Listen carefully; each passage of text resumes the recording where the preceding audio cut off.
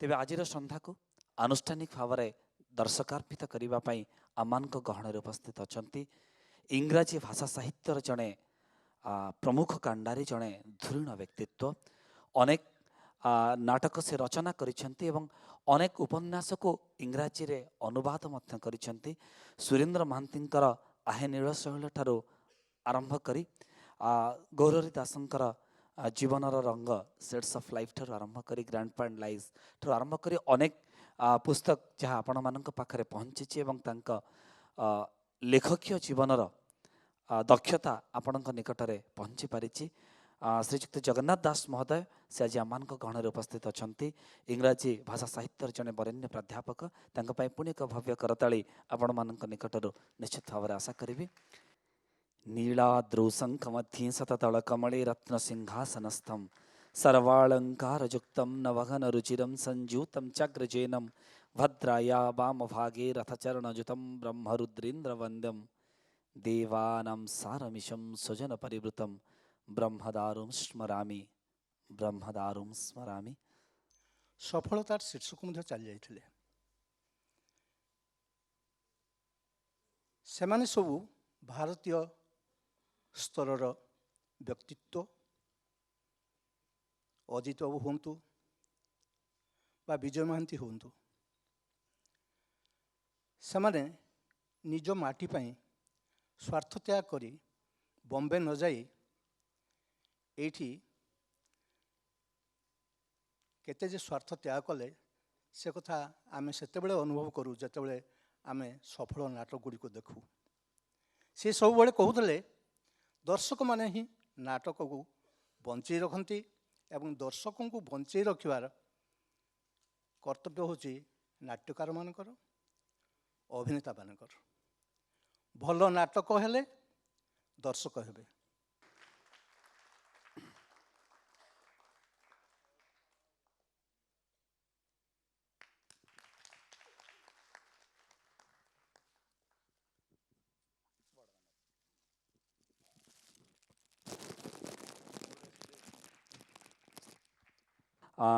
Doctor Jagannath दास महोदय एक भव्य करताली आपण मान निकटर से सठिक समय से आम गहन में पहुँची थे नाटक नाट्यकार ही नाटकर मनस्तत्व को बुझीपारी तेणु आपण मान तरफ अजित नाट्य तरफ आपण को अनेक अनेक कृतज्ञता अर्पण करुच्ची। निवेदन रखी मंच सम्मुखें आसन अलंकृत करेंगे और आम नाटकर आनंद ने।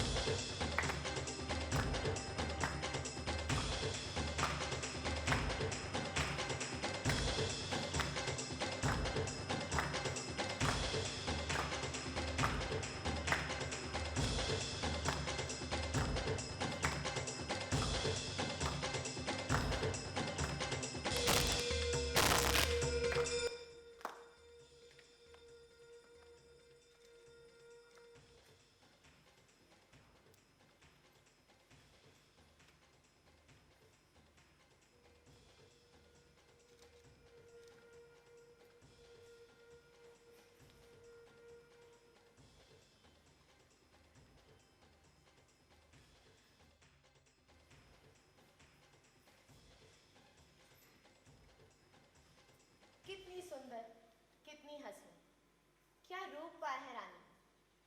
रानी नहीं, साक्षात देवी है देवी। पर क्या वो मेरे हाथ से माला पहनेंगी? मैं निर्धन हूँ, अनपढ़ हूँ। ये सब अमीर हैं, बड़े घराने के हैं। कहीं मुझे देखकर सब हंसने ना लगे। मुझे झोपड़ी में रहकर महलों के सपने नहीं देखने चाहिए। मुझे यहाँ से चले जाना चाहिए।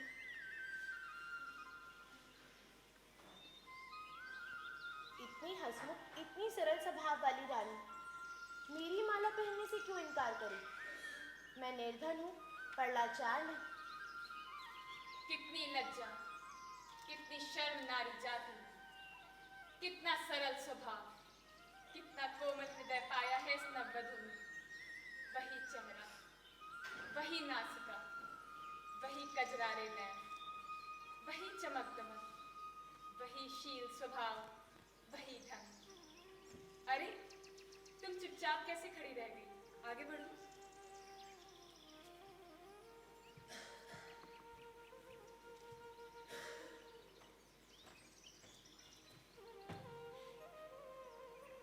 तुम कौन? मैं तो पूरे हूँ सरकार। तुम्हारा नाम? झलकारी, झलकारी दुलेर। झलकारी। जैसा तुम्हारा नाम वैसे ही तुमने लक्षण पाए। तुम ऊपर से नीचे तक नारी के रूप में एक देवी की तरह झलक रही हो। सच मानो तो तुम मेरे हृदय में बस गई हो। आप ही हमारी देवी, आप ही हमारी अन्नपूर्णा। क्या आप मेरी ये माला स्वीकार करेंगी? अवश्य। अरे इस तरह घूर घूर कर क्या देख रही हो? माला पहना दो, फिर फुर्सत से देखती रहना।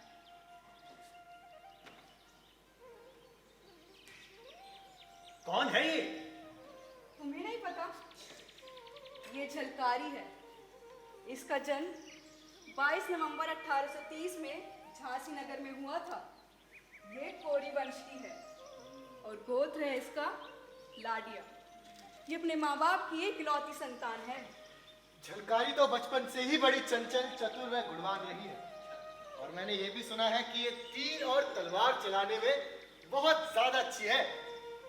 1843 में इसका विवाह नयपुरा के पूरन के साथ हुआ। झलकारी के प्रत्येक कार्य से पूरन ही नहीं बल्कि उसके सास ससुर भी बड़े प्रसन्न रहते हैं। ये पढ़ी लिखी ना होने पर भी बुंदेलखंडी भाषा बोलने में बड़ी दक्ष है। मगर हाँ, बात की थोड़ी हटीली जरूर है और जो कहती है उसे पूरा करके रहती है। हाँ, झलकारी का पति पूरन, गोत्र है इसका जतराया। उसके यहाँ कपड़े बुनने का काम होता है और उसे कुश्ती, मलखाम और पट्टेबाजी का बड़ा ही शौक है। और उधर महारानी लक्ष्मीबाई का विवाह गंगाधर राव से हुआ है। हमारे महाराज गंगाधर राव थोड़े विलासी हैं और इसी चिंता में रानी डूबी रहती है कि झांसी का भविष्य आगे जाकर आखिर होगा क्या। इसीलिए महारानी चाहती है कि उनका परिचय गांव की हर एक नारी से हो जाए। तभी तो आज हम सब यहाँ इकट्ठे हुए हैं, हल्दी कुमकुम का त्योहार मनाने। तुम कहाँ रहती हो? मैं तो नयपुरा में रहती हूँ सरकार। तुम्हारे पति का क्या नाम है और वो क्या करते हैं? सरकार, वो तो मलखम कुश्ती करते हैं। ये तो बहुत अच्छी बात है। हम सभी को कुश्ती, मलखमबाजी और तलवार भांजना आना चाहिए। का करते सरकार, हमको भी कुश्ती लड़न पड़ेगा। हाँ, इसमें शर्म की क्या बात है? अंग्रेजों से अपनी झांसी की रक्षा के लिए हमें ये सब आना चाहिए और वो तुम्हें हम सिखाएंगे। अरे हाँ झलकारी, तुमने सब कुछ बताया पर अपने पति का नाम नहीं बताया। बड़ी चतुर मालूम पड़ती हो। पहले आप तो बताओ। अरे बड़ी हाजिर जवाब हो। तो भाई और बहनों, शिव जी की जटाओं से क्या निकली है? गंगा। अरे अब तो अपने पति का नाम बता दो। अच्छा बहन और भाइयों, तो बताओ होली कौन तिथि को जलत है? तुम्हारे पति का नाम पूरन है। जुग जुग जियो झलकारी और नारी गौरव को ऊंचा करो, यही हमारा उपदेश है। काश झलकारी जैसी ही यहाँ की प्रत्येक नारी हो जाए तो दुश्मन कभी झांसी पर आंख उठाने की हिम्मत ना करे।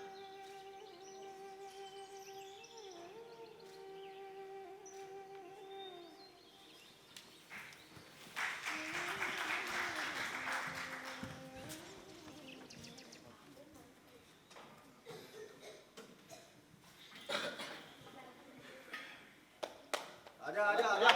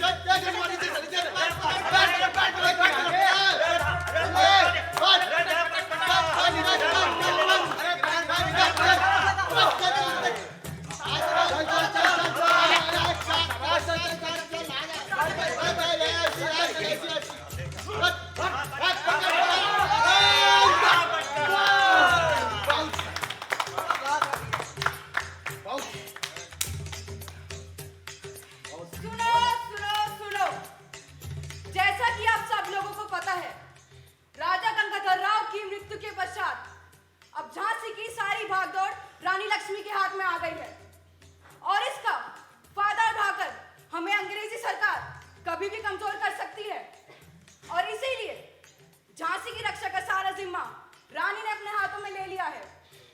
रानी ने यह ऐलान किया है कि झांसी की कोई भी बच्ची, बूढ़ी या स्त्री अगर अपनी आत्मरक्षा के लिए या फिर झांसी को दुश्मनों से बचाने के लिए अपने प्राण न्यौछावर कर सकती है तो महल में उपस्थिति दे। रानी द्वारा रचित इस महिला दल में तीरंदाजी, तलवारबाजी, घुड़सवारी और मलखंबाजी तक का प्रशिक्षण दिया जाएगा और स्वयं मां दुर्गा के आशीर्वाद से बनाई गई सेना का नाम होगा दुर्गा सेना। तो भाई साहब, हम तो पहले ही कहते थे एक दिन हम सबका ये कुश्ती करना यूं ही व्यर्थ जाएगा। और तो औरतें अब मलखम करेंगी और हम मर्द चूड़ियां पहनेंगे। भाइयों बहनों, औरतें अब बंदूकें चलाएंगी और मर्द पहनेंगे चूड़ियां। चूड़ियां, सही बात, यही होगा, यही होगा। अरे ये तो कुछ भी नहीं, अभी आगे आगे देखो क्या क्या होता है। अरे चुप हो जाओ तुम लोग, सब के सब चुप हो जाओ। आगे आगे देखेंगे होता है।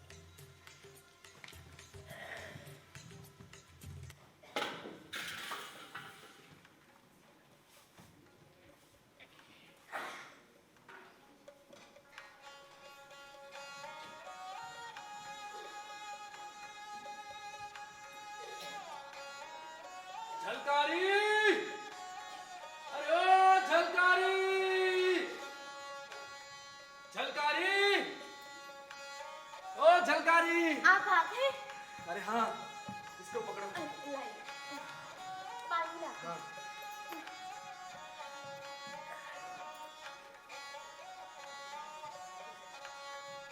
क्या बात है, आज तो मेरा ये पहलवान वाला बड़ा खुश नजर आ रहा है। हाँ री, तुझे बड़ा घमंड था ना अपने ऊपर।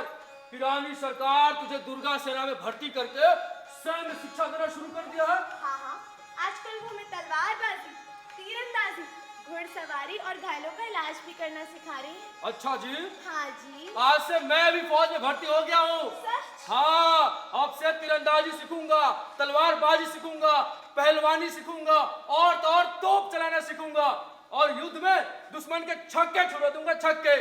आज से तुम्हारा पूरनकोरी यानी झांसी का पूरनकोरी फौजी बन गया, फौजी। आज मैं सच में बहुत खुश हूँ। रानी माँ को मैं बताऊंगी कि वो कितनी महान है। हम जैसे छोटी जात के लोगों को उन्होंने कितना ऊंचा उठा दिया है। अच्छा भी काम बहुत है मगर। अरे रुको तो, कहाँ काम है? अरे छोड़ो। अरे अम्मा आ जाएगी, छोड़ो हमें। अम्मा खेतन में गई है लकड़ी लेने। छोड़ो हमें, अम्मा आ जाएगी। अरे अरे अम्मा। काम बहुत है, देखो हमें अभी दाल चढ़ानी है, अभी हमें रोटी बनानी, छोड़ो ना। अरे छोड़ो, पकड़ो, ये पकड़ो। ये क्या है? हम तुम्हें कह रहे हैं कि हमें काम बहुत है, हमें काम बहुत है, तुम बात बिल्कुल नहीं सुन रहे हो। पकड़ो इसे, पकड़ो इसे, ये पकड़ो और चलो हमारे साथ। हाँ नहीं तो सुनते ही नहीं है।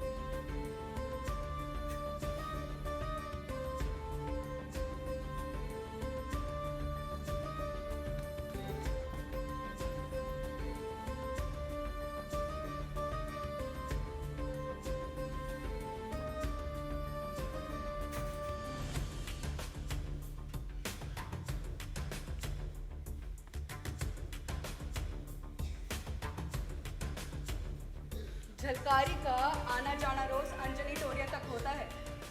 एक पक्का गोला जो उन्नाव फाटा तक जाता है। वो मंदिर देख रहे हो, वहीं से। बस इतना ही नहीं, मंदिर के दाईं ओर धान की खेती होती है। अरे उसी के मैदान में तो झलकारी अपने अभ्यास के लिए आती जाती रहती है। क्या बात है, इतनी ठिठुरती ठंड में भी नहीं घबराती हो?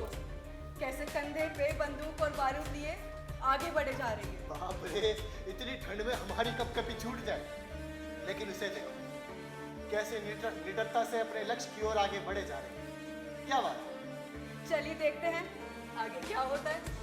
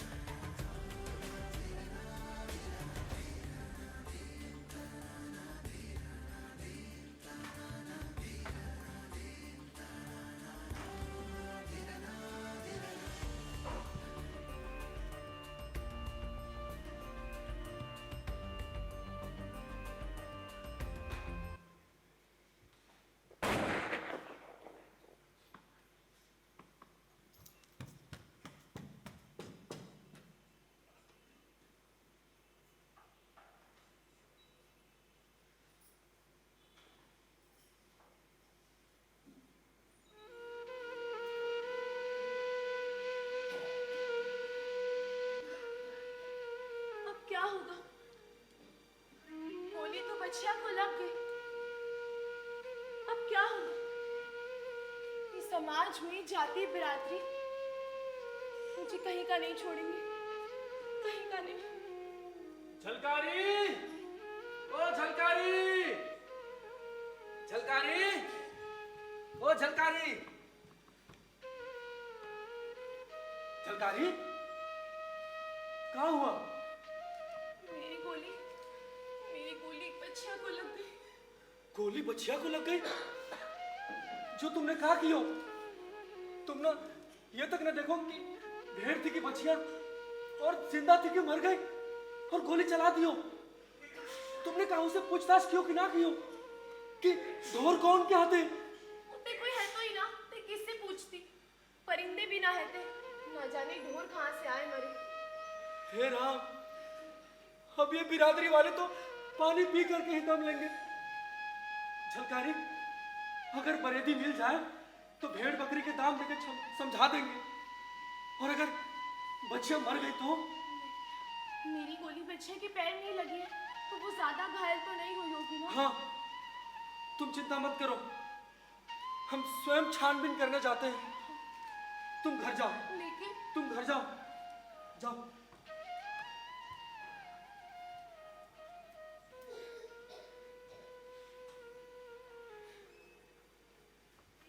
पूरन, वो बच्चिया ऊंची जाति वाले ब्राह्मणों की है। हाँ, ब्राह्मणों की है?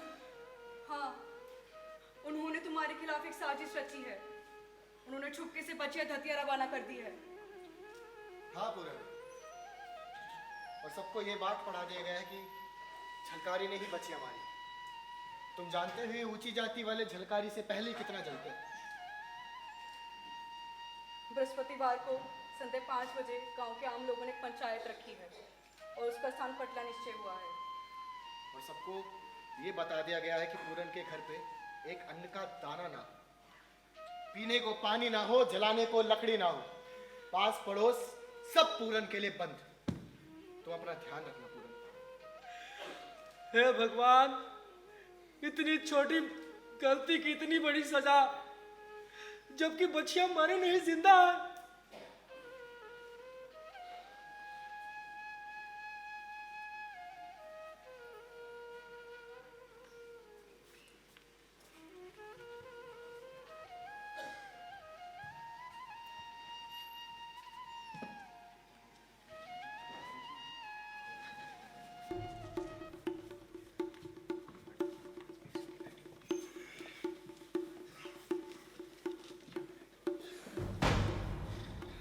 जानते हो कल क्या हुआ? भैया धोबी की पत्नी स्त्री वाले संग भाग गई। अरे हमने भी स्त्री लेनी चाहिए फिर तो। तुम जवान देख रहे हो कैसा आ गया है? अरे काली हो गया भैया, कौन काली हो? अरे ये सब छोड़ो, बताओ हमें आज काहे बुलाया है? अरे बुलाया तो बुलाया, खुद कहाँ है? आ जाएंगे। बुलाया कोई बात नहीं, किसी को पता है कब हो?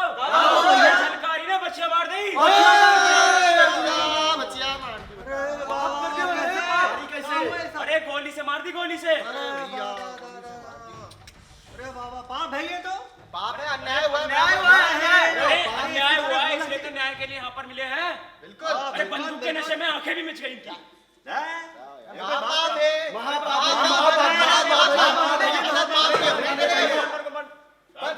पंचदाता की गद्दे। पूरन को पंचों के बीच खड़ा किया जाए, फिर बात शुरू की जाए। बिल्कुल बिल्कुल। हाँ भाई पूरन, ये बता झलकारी टोरी पे कैसे गई? पंचदाता, गलती माफ हो। वो एक दिन गौर पूजने को महल गई थी। वहाँ रानी ने उपदेश दियो कि देश के खातिर बंदूक चलाना सीखो, तलवारबाजी करना सीखो। उसी सबब में टोरिया पर गई थी हुजूर।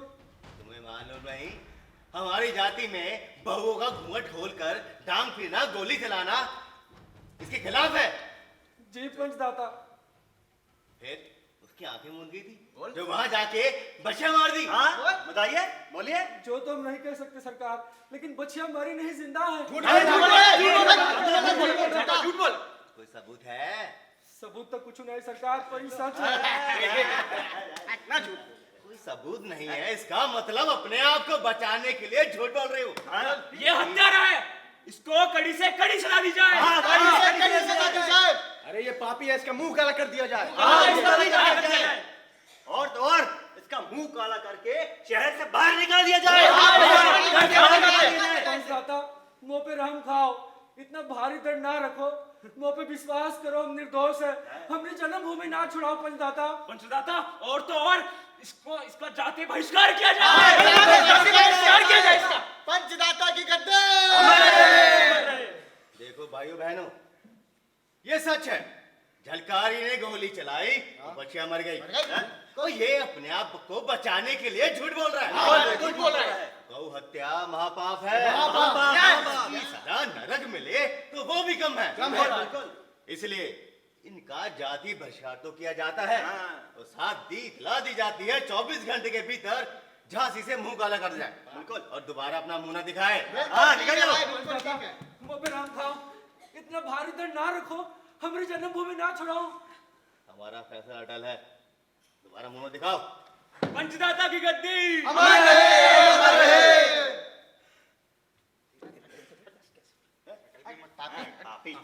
इसका मुंह काला कर दो।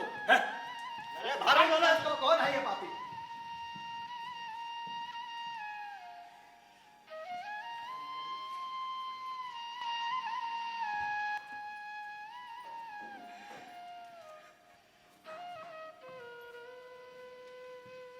का हुआ? का बात है? पंचन ने हमारी एक बात न सुनी, दंडी बना दियो, जबकि बच्चियां मरी नहीं, जिंदा है। ये तुम्हें ठीक पता है कि बच्चियां मरी नहीं, जिंदा है? हाँ।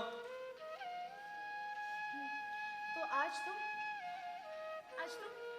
महालक्ष्मी मंदिर जाओ, वहां रानी सा आने वाली है। अब तो हमारी नैया वो ही पार लगाएंगे। ये समाज वाले तो अपनी जान लेने पर तुले। ठीक है, यही अंतिम मौका है।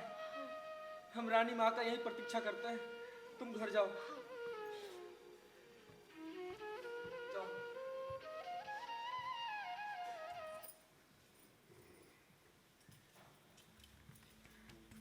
रानी सरकार, हमें न्याय चाहिए। उठो पूरन, क्या बात है? पंचन ने दंडी बना दियो, जबकि बच्चियां मरी नहीं, जिंदा है। झलकारी मेरी बहन की तरह है, मुझे समझ में नहीं आ रहा कि क्या करूं। सरकार, हम दोनों को आज ही नगर छोड़ देना है। नहीं, तुम नगर नहीं छोड़ोगे, हम स्वयं इसकी जांच करेंगे। अभी इसी वक्त गांव के महते मुखिया, चौधरी और जिस ब्राह्मण की बच्चियां मरी है उसे हमारे सामने पेश किया जाए। झलकारी कैसी? ठीक है सरकार। कहाँ है इस वक्त? सरकार घर पे। उसमें मैंने एक तेज देखा है, मैं उसे एक कुशल सैनिक के रूप में देखना चाहती हूँ। महारानी की जय। सौगंध खाकर जो बात सच है वो बताओ, नहीं तो तुम्हारी खैर नहीं। बताओ, बच्चियां जिंदा है या मर गई? सरकार, आप हमारी माई बाप हैं, मारे चाहे पाले। सच बात तो यह है कि बच्चियां मरी नहीं, अभी जिंदा है। लेकिन बच्चियां कहाँ है? बच्चियां हमने दूसरे ब्राह्मणों के कहने पर दतिया भेज दी थी सरकार। तुम्हारे कारण पूरन और झलकारी को समाज से बहिष्कृत किया गया, उन्हें नगर छोड़ने की सजा हुई। बताओ तुम्हें क्या सजा दी जाए? महारानी गरीब ब्राह्मण है, दूसरों के कहने पे अपराध किया है, इसे क्षमा कर दे जाए।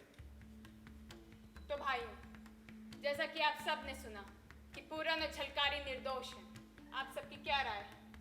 गुस्ताखी माफ, अब पूरा निर्दोष साबित हो चुका है। इसी खुशी में एक पंगत दे दे और खुशी खुशी अपना जीवन बिताए। मुखिया जी, पूरन और झलकारी एक पंगत दे देंगे और उनके सारे पाप धुल जाएंगे। झलकारी जैसी योद्धा के लिए हजारों पंगत कुर्बान। नगर में घोषणा करवा दी जाए कि पूरन और झलकारी की जगह पंगत मैं दूंगी।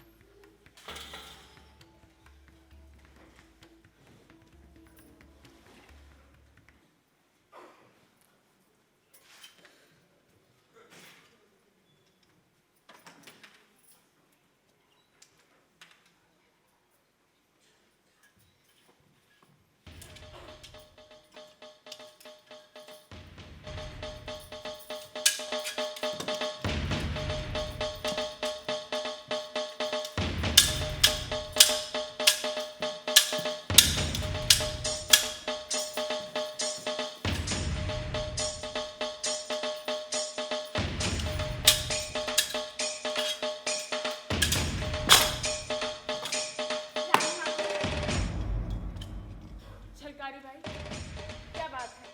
तुम इतने दिनों से अभ्यास पर नहीं आई? रानी माँ, मुझसे अपराध हो गया तो मेरा निशाना चूक गया, तो कौन सा मुंह लेकर आपके पास आती। तुमसे कोई अपराध नहीं हुआ। अभ्यास में तो ये सब होता ही रहता है। खैर छोड़ो, ये बताओ तुमने अभ्यास किया, कहीं वो सब भूल तो नहीं गई? नहीं रानी माँ।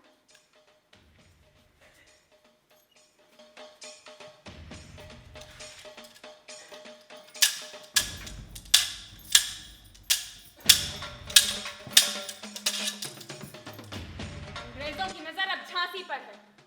अब वो दिन दूर नहीं जब हम सबको मिलकर जंग के मैदान में उतरना होगा।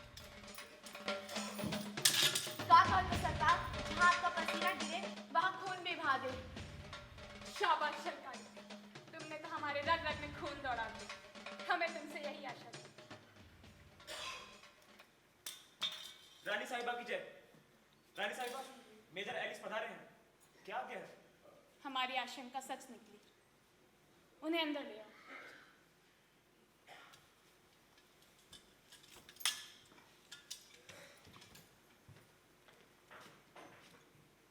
मैडम, मैं मेजर एलिस हूँ।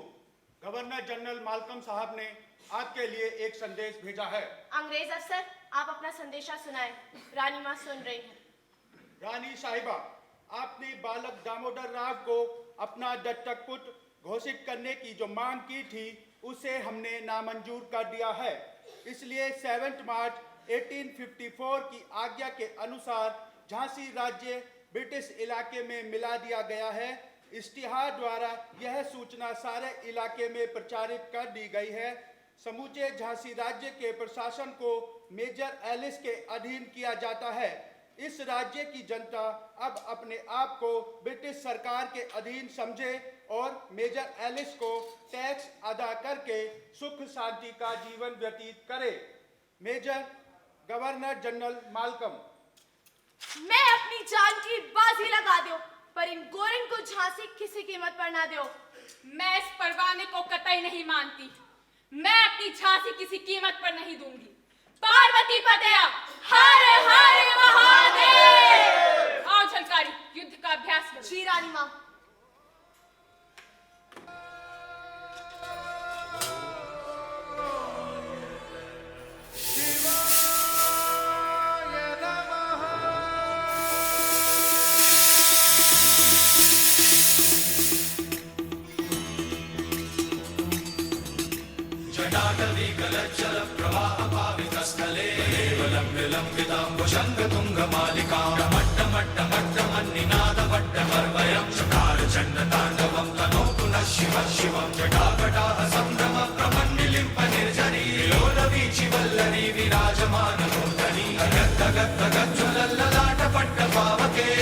चंद्रशेखरे रति प्रतीक्षा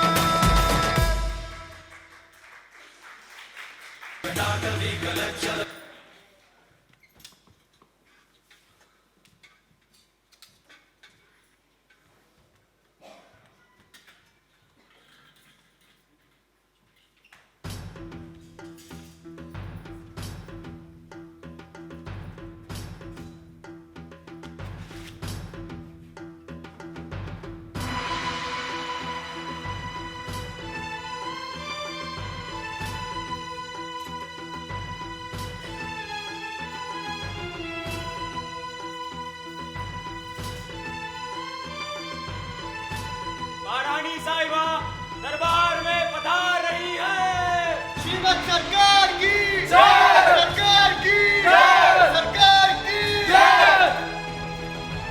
झांसी के वीर सरदार, मैंने यहाँ आप सभी को एक आवश्यक परामर्श के लिए बुलाया है। जैसा कि आप सभी को पता है कि महाराज के परलोक सिधारने से पूर्व हमें जो निर्देश दिया गया था, उसी के अनुसार हमने उन्हीं के संबंधी के पुत्र दामोदर राव को अपने उत्तराधिकारी के रूप में गोद लिया है। गोद लेना हमारे धर्म में वैध है, नीति सम्मत है, लेकिन अंग्रेजों को गोद लेने की नीति मान्य नहीं, यानी कि वो हमारे दत्तक पुत्र को राज्य का असली उत्तराधिकारी नहीं मानते। वास्तव में ये हमारे राज्य को हड़पने का एक बहाना है। आज गवर्नर जनरल मालकम का हुक्म आया है कि हम अपना राज्य उनके प्रतिनिधि मेजर एलिस को सौंप दें। रानी साहब, हम अंग्रेजों का यह हुक्म कभी भी नहीं मानेंगे। नहीं मानेंगे, नहीं मानेंगे। यह न्याय है, हम इसका विरोध करते हैं। सब अपने प्राणों की आहुति देने के लिए तैयार हैं, लेकिन अंग्रेजों की गुलामी कभी भी स्वीकार नहीं करेंगे। अगर आप लोगों की यही सलाह है तो मैं भी पीछे नहीं रहूंगी। हम सब मिलकर झांसी की रक्षा करेंगे। अवश्य रक्षा करेंगे, अवश्य रक्षा करेंगे। कुछ देर पहले मुझे जासूसों से खबर मिली है कि अंग्रेज खुद आगे नहीं आना चाहते, इसीलिए उन्होंने टीकमगढ़ की रानी को हमारे खिलाफ उकसाया। रानी का सिपह सलाहकार नत्थे खां 20,000 की फौज लेकर झांसी पर हमले के लिए तैयार है। हमें उसी की तैयारी करनी चाहिए। भाई साहब, क्या बात है सुंदर भाई? हमारा जासूस खबर लाया है कि नट्ठे खां की सेना झांसी की ओर बढ़ रही है। नत्थे खां की कबर खुदेगी झांसी में। ठीक कहा गुलाम गोश मोहम्मद ने। आने दीजिए, नत्थे खां के परखच्चे उड़ा देंगे झांसी में। झांसी के सत्ता के लिए बच्चा बच्चा लड़ेगा। हम सब लड़ेंगे, हम सब लड़ेंगे, हम सब लड़ेंगे। आप लोगों के ये उत्कार सुनकर मैं प्रसन्न हुई। तो आइए अंग्रेजों की पिट्ठों की फौज को परास्त करने और नत्थे खां की फौज का सामना करने की योजना बनाई जाए। सबसे पहले खाबख्शी जी आप। जी, मैं किले के दक्षिणी बुर्ज से कड़क बिजली तोप चलाने को तैयार हूँ। गौस मोहम्मद जी आप मैं 11 तोप लेके ओरछा फाटक संभालूंगा। तो ठीक है, भवानी सिंह जी किले की दीवारों की रक्षा करेंगे और जवाहर सिंह जी किले के दरवाजों की रक्षा करेंगे। रानी साहब, झलकारी का पति पूरन कोरी बहुत अच्छी गोलंदाजी करने लगा है। तो ठीक है भाऊजी, उन्हें गौस मोहम्मद जी के साथ ओरछा फाटक पर तैनात कर दीजिए और स्त्रियों की दुर्गा सेना का मैं स्वयं संचालन करूंगी। ये झलकारी बाई मेरे साथ रहेगी। अब आप सब जाएं और युद्ध का मोर्चा संभालें। श्रीमद सरकार की जय, सरकार की जय, सरकार की जय।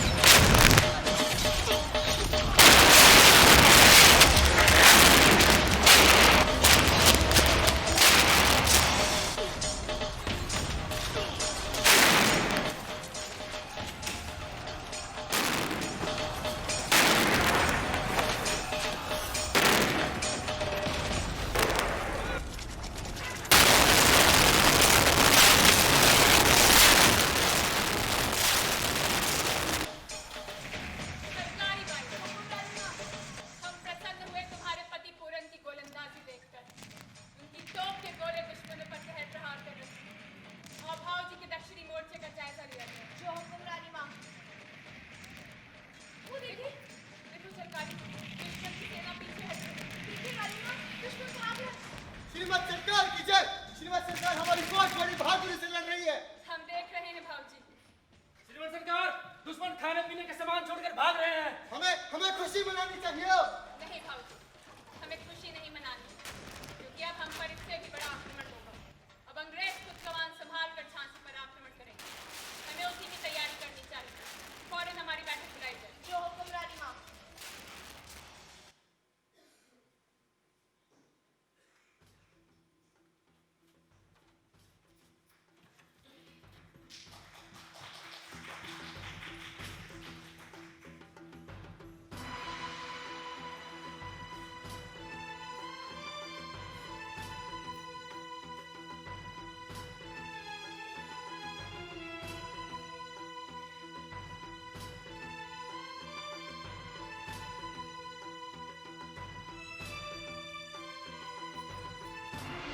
दरबार में सभी सरदार आ गए।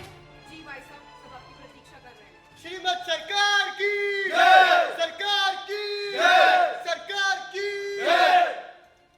हम प्रसन्न हुए कि आज दरबार में पीर अली और दीवान दुल्हाजू भी आए। जी मैं अपने संबंधी की शादी में चला गया था। मैं बीमार था, अब स्वस्थ हूँ। झांसी के वीर सरदारों, आपने जिस बहादुरी से अंग्रेजों की पिट्ठों की फौज को परास्त किया है, उसके लिए मैं आप सभी को बधाई देती हूँ। लेकिन अब हम पर इससे भी बड़ा आक्रमण होगा। अब अंग्रेज खुद कमान संभाल कर झांसी पर आक्रमण करेंगे। हमें उसी की योजना बनानी चाहिए। इसी सिलसिले में परामर्श के लिए मैंने आप सभी को यहाँ बुलवाया है। सबसे पहले भाबख्शी जी आप। रानी साहब, हम अंग्रेजों से अपनी झांसी बचाने के लिए अपने प्राणों की आहुति देने के लिए तैयार हैं। पीर अली जी आप। हाँ, हम भी पीछे नहीं हटेंगे। गौस मोहम्मद जी आप। रानी साहिबा, झांसी की सारी राया हमारे साथ है। यकीनन फतेह हमारी होगी, लेकिन फिर भी हमें अपनी सेना को चुस्त दुरुस्त करना चाहिए और हमें कुछ इजाफा भी। आपकी सलाह पर अमल हो चुका है गौस मोहम्मद जी। हमारी सेना में पूरन कोरी जैसे गोलंदाज शामिल हो गए हैं। पूरन की स्त्री झलकारी बाई हमारी बड़ी योग्य सैनिक बन गई है। मैं अपने दुर्गा सेना के एक दस्ते की कमान उसे सौंपने जा रही हूँ। दीवान दुल्हाजू, क्या कुछ कहना चाहते हैं? जी भाई साहब, मैं सोच रहा हूँ कि क्या ये स्त्रियां युद्ध क्षेत्र में लड़ पाएंगी? दीवान दुल्हाजू! भाई साहब देखिए ना, राजपूत एक बहुत ही बहादुर जाति रही है, परंतु उनकी स्त्रियां कभी युद्ध क्षेत्र में लड़ती नहीं थी। शत्रु की लात से बचने के लिए जौहर की रस्म अदा कर कर वो तो खुद को जला लिया करती थी। मैं जौहर की इस रस्म को बदलना चाहती हूँ दीवान दुल्हाजू। मैं स्त्रियों को छुई मुई नहीं, जहर की पुड़िया बनाना चाहती हूँ। मैंने अपनी दुर्गा सेना की प्रत्येक स्त्री से कह दिया है कि वो अपने पास जहर बुझी कटारी रखे, ताकि युद्ध भूमि में लड़ते हुए जब भी उन्हें लगे कि उन पर संकट आने वाला है, वे उस जहर बुझी कटारी से अपने प्राणों की आहुति दे दें। वैसे भी देश पर अपने प्राण बलिदान करना जौहर की रस्म से कहीं गुना बेहतर है। बाप सब जाएं और युद्ध का मोर्चा संभालें। श्रीमद सरकार की जय, सरकार की जय, सरकार की जय।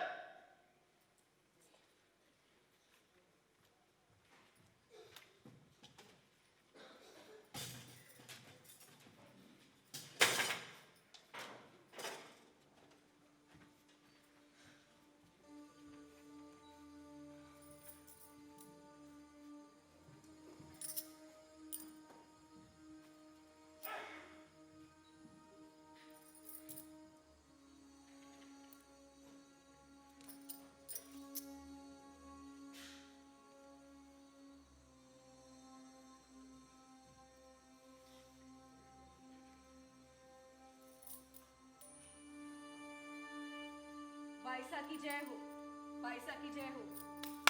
एकांत, क्या बात है सुंदरबाई? श्रीमद सरकार, जासूस मोतीबाई आपसे मिलना चाहती हैं। उन्हें अंदर ले आओ। जो आज्ञा सरकार।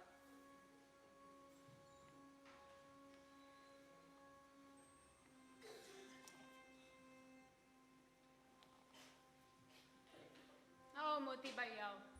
और हाँ सुंदरबाई, तुम द्वार पर खड़े रहकर ये नजर रखो कि कोई अंदर ना आने पाए। जी श्रीमद सरकार। मोतीबाई, हम तुमसे और जूहीबाई से बहुत प्रसन्न हैं। अपने नाचने गाने की पेशे की आड़ में तुम दोनों हमारी बड़ी सहायता कर रही हो। इस संकट काल में हमें तुम्हारा बड़ा सहारा है। इस इज्जत अफसाई के लिए आपका बहुत बहुत शुक्रिया श्रीमद सरकार।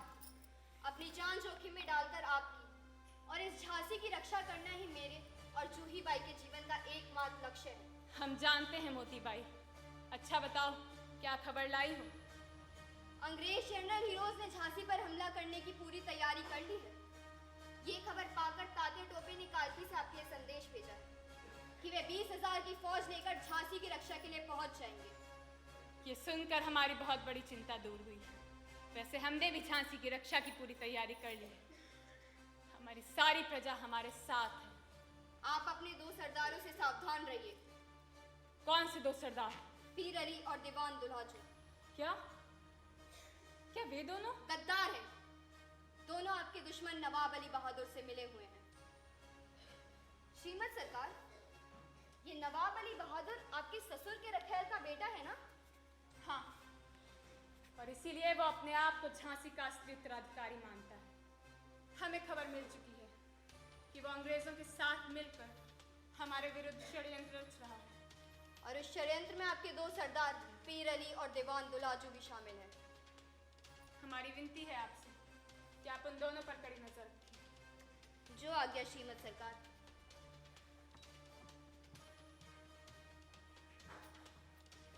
पीर अली, दीवान दुल्हाजू।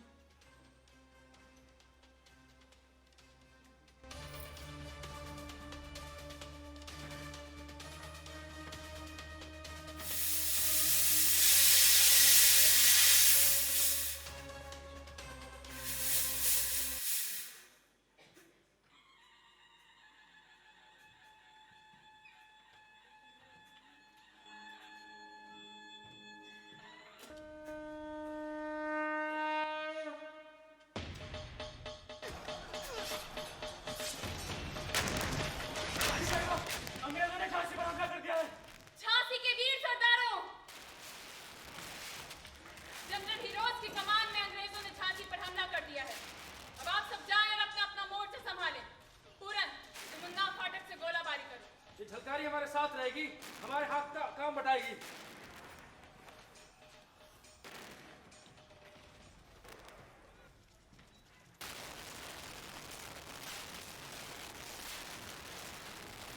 कहाँ जा रही है? देख नहीं रहे, ये गोरा सीढ़ी लगाने की फिराक में है। ऊपर चढ़ाए तो इज्जत खाक में मिल जाए। रुको, मैं भी आता हूँ। नहीं, तुम अभी तोपन के मोर्चे संभाल रहे हो। पास से और फौज ना आ सके, मैं इन गोरन से निपट लूंगी। बहनों, अब गोरे भीतर आवे की फिराक में है। घर में घुसेंगे, हमारी आबरू मिट्टी में मिल जाएगी। आज साबित कर दो कि बुंदेलखंड की एक एक नारी अपनी जान की बाजी लगाकर झांसी की रक्षा करेगी। उठा अपनी तलवार और काट दो दुश्मन के सर। बाकी सब मिलकर ईंट पत्थर चलाओ, गर्म पानी डालो, एक भी गोरा बच के न जाने पाए। श्रीमद सरकार की जय हो। श्रीमद सरकार, हमारी फौज बड़ी बहादुरी से लड़ रही है। श्रीमद सरकार, हमारी तोप अंग्रेजों का छक्के छोड़ा रही है और पीछे दुश्मन पीछे हट रहा है। श्रीमद सरकार की जय। श्रीमद सरकार की जय। श्रीमद सरकार की जय।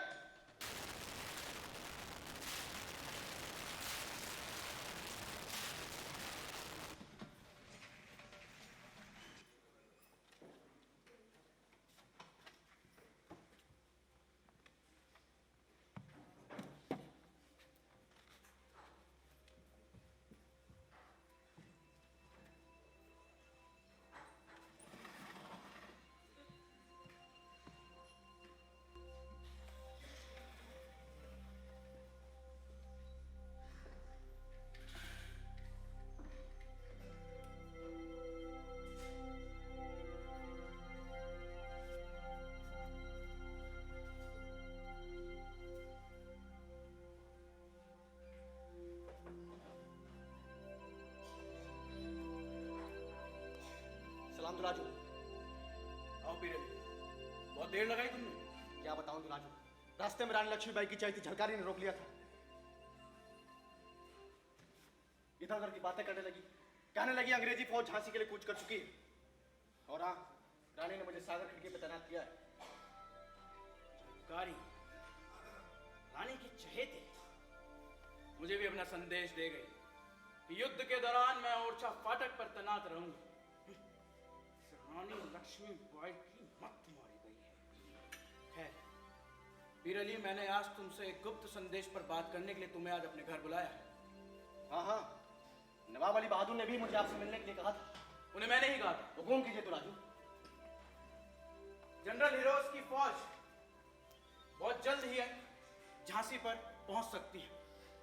मुझे पूरा भरोसा है पीरली, जिस तरह अंग्रेजों ने दिल्ली, सतारा, पुणे, लखनऊ और बनारस को जीता है, वो झांसी को भी फतेह कर ही लेंगे। इसमें खास बात है, गुप्त संदेश क्या है?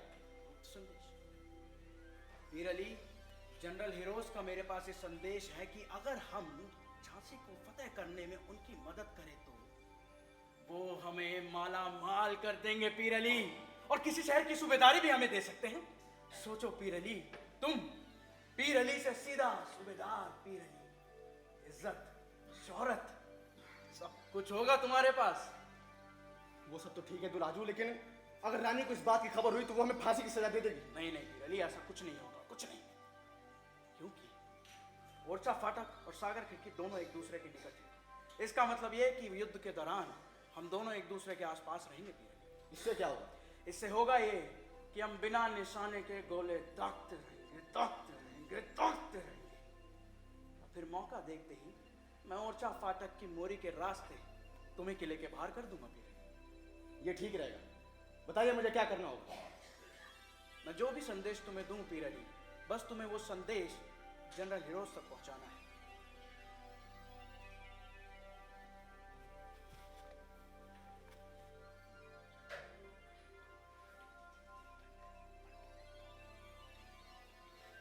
ये ठीक है, अब मुझे आज्ञा दीजिए। ध्यान से जाना। सलाम दुलाजू।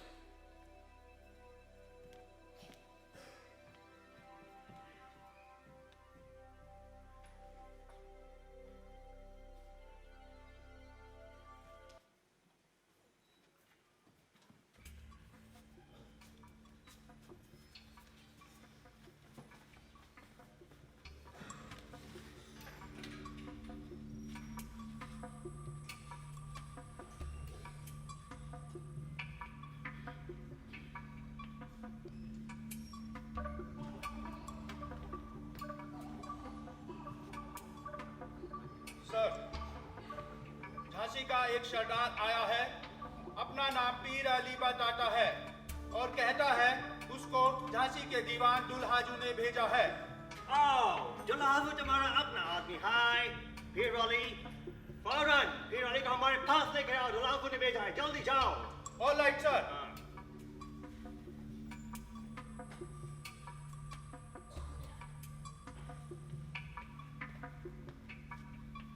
जनाब जनरल साहब सलाम।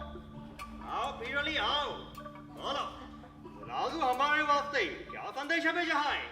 जी संदेश ये है हुजूर की। ओ घबराओ मत, यहाँ सब अकेला है, बोलो बोलो। संदेश ये है हुजूर की झांसी के सभी फाटकों की रखवाली झांसी के सभी काबिल सरदार कर रहे हैं।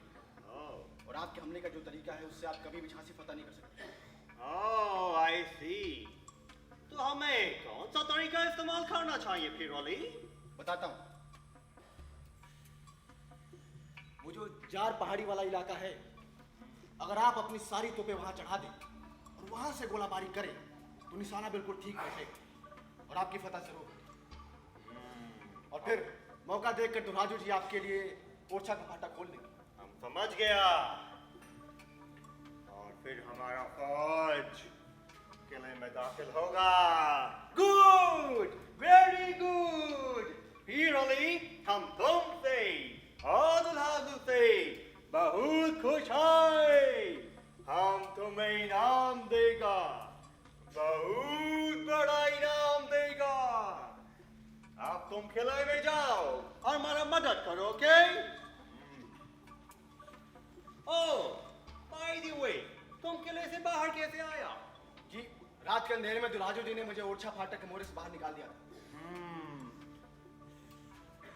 स्टुअर्ट, फौरन पीर अली को बड़ी होशियारी से किले के बाहर छोड़ के आओ और उसके बाद रातों रात अपना तो चार पहाड़ी पर पहुंचाओ। All right sir. कल सुबह उधर झांसी में हमला होगा, हमला।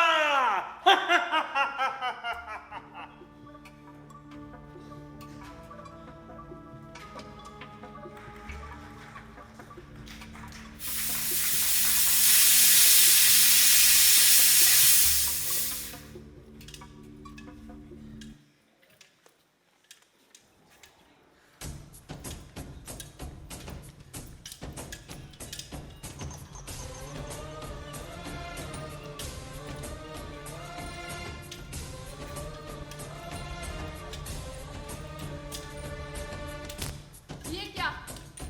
अंग्रेज जार पहाड़ी से गोलाबारी कर रहे हैं और हर गोला ठीक निशाने पर लगकर तबाही मचा रहा है। रानी माँ, लगता है कि सिपेही ने उन्हें ये तरकीब बताई है। मैं जानती हूँ उन भेदियों को झलकारी।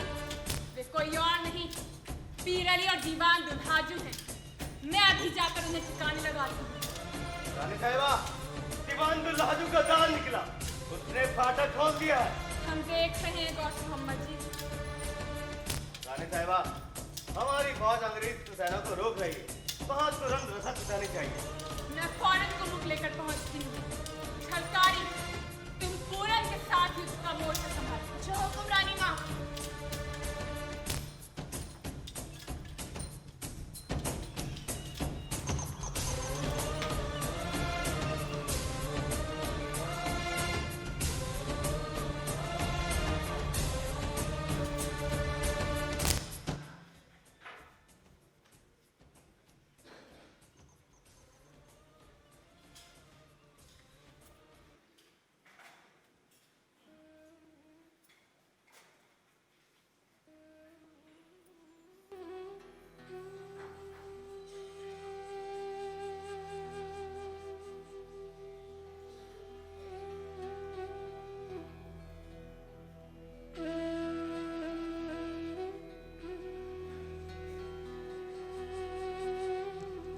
रानी साहब, भाऊ जी,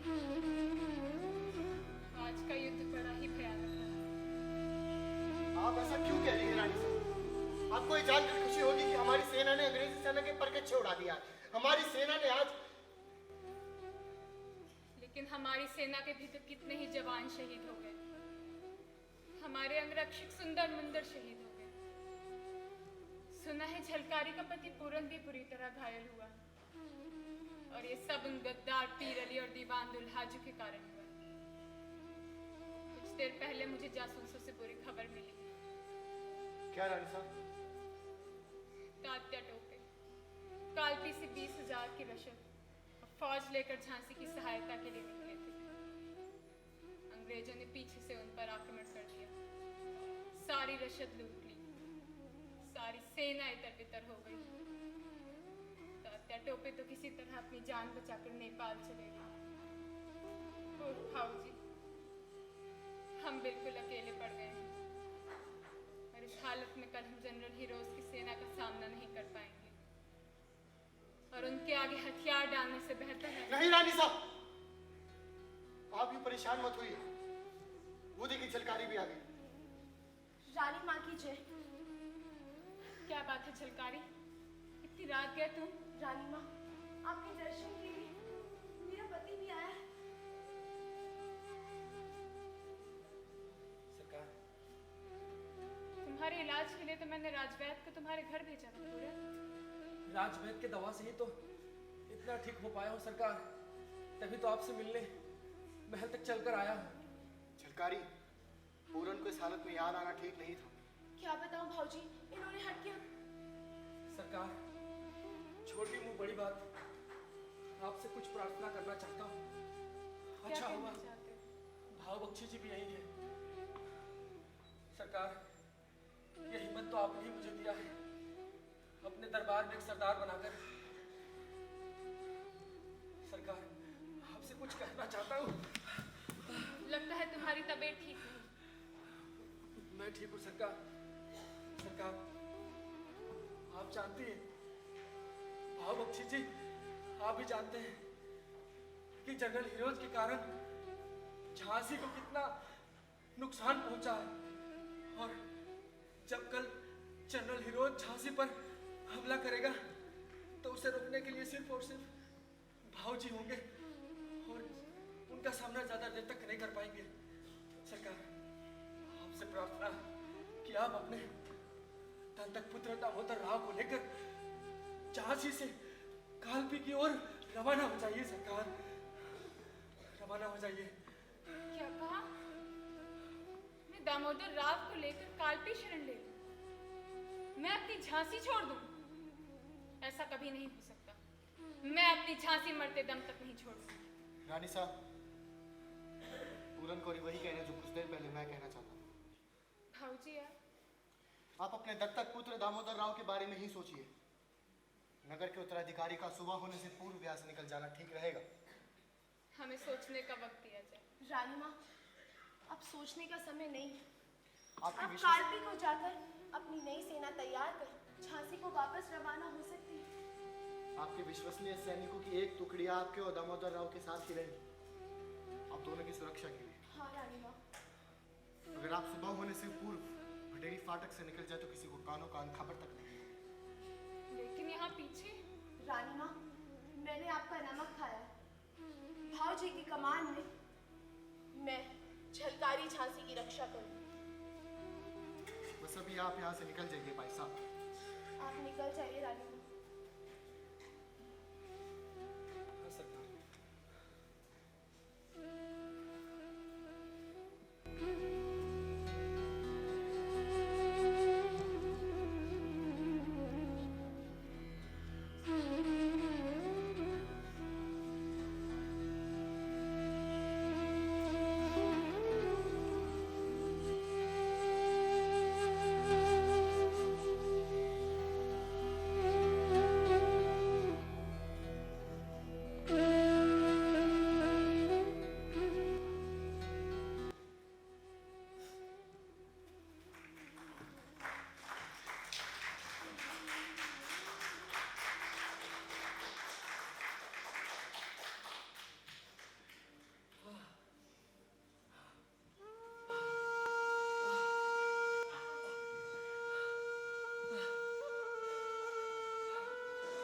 मरने से पहले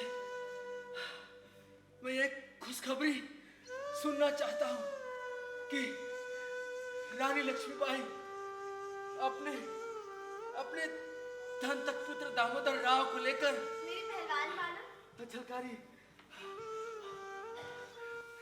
तुम आ गई? हाँ, और आपको जानकर खुशी होगी कि हमारी रानी माँ दामोदर राव के साथ अपनी विश्वसनीय सैनिकों के साथ कालपी को रवाना हो गई। ये तो बहुत अच्छी खबर है। अब क्या मैं हुआ आपकी तबीयत तो? अब मैं ठीक हूँ। झलकारी, अभी अभी मेरे मन में एक ख्याल आया कि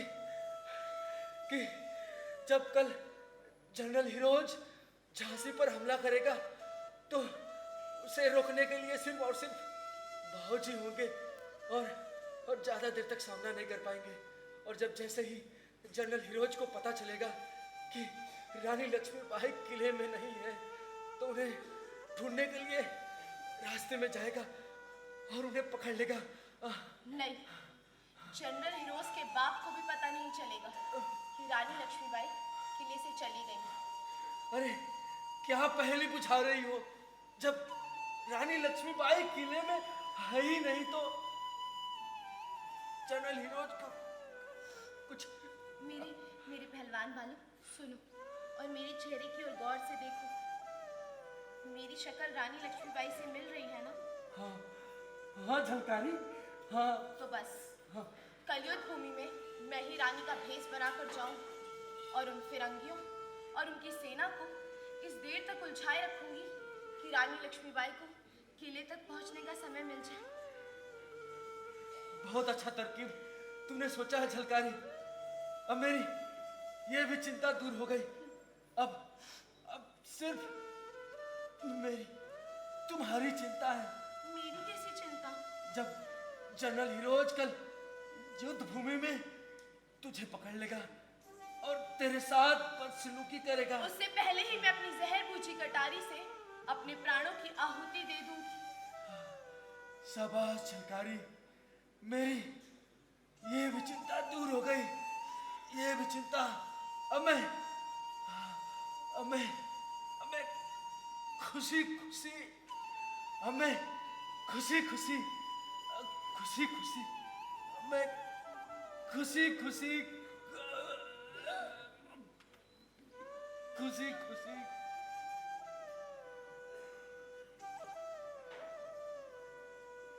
बोलिए ना, खुशी खुशी क्या? मेरे पहलवान वालों, बोलिए ना, खुशी खुशी क्या? नहीं, झांसी पर आप मुझसे पहले शहीद नहीं हो सकते। आप मुझे यूं अकेला छोड़कर नहीं जा सकते। नहीं, कुछ तो बोलिए। आप कुछ बोल क्यों नहीं?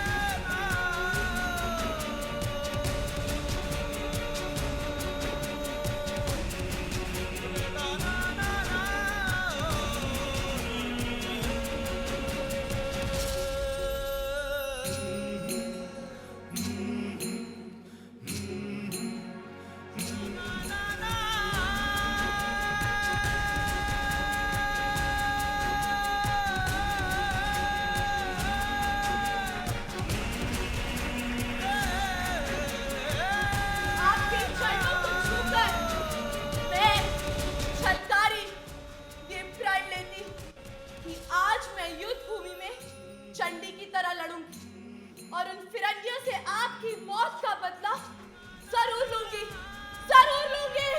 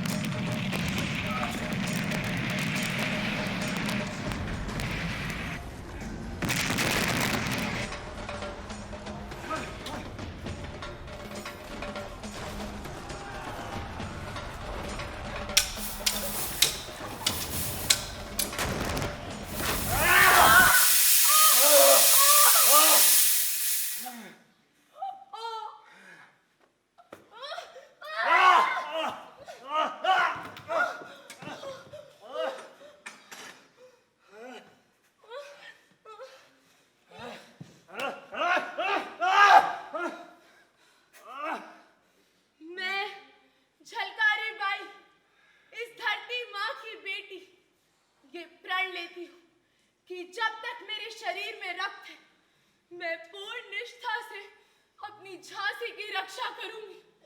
कोई भी फिरंगी मेरी झांसी की ओर आंख उठाकर नहीं देख सकता।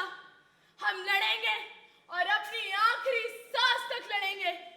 भारत माता की जय! हर हर महादेव!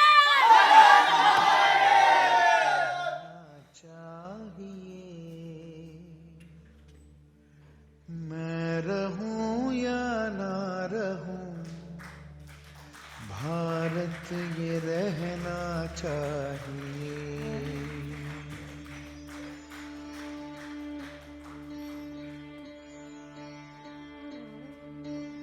देश से है प्यार तो हर पल ये कहना चाहिए।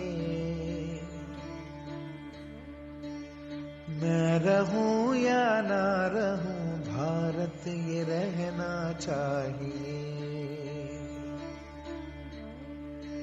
सिलसिला ये बात मेरे यूं ही चलना चाहिए। मैं रहूं या ना रहूं, भारत ये रहना चाहिए।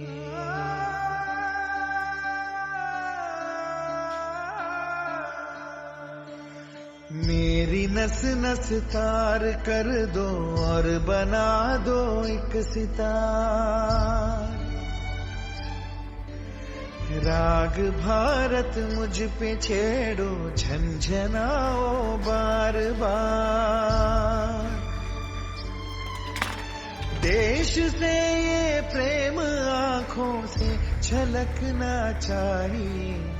मैं रहूं या ना रहूं, भारत ये रहना चाहिए।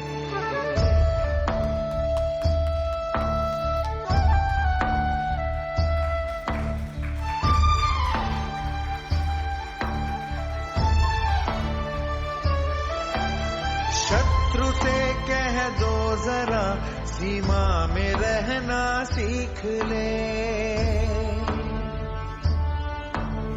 ये मेरा भारत अमर है, सत्य कहना सीख ले। भक्ति की इस शक्ति को बढ़कर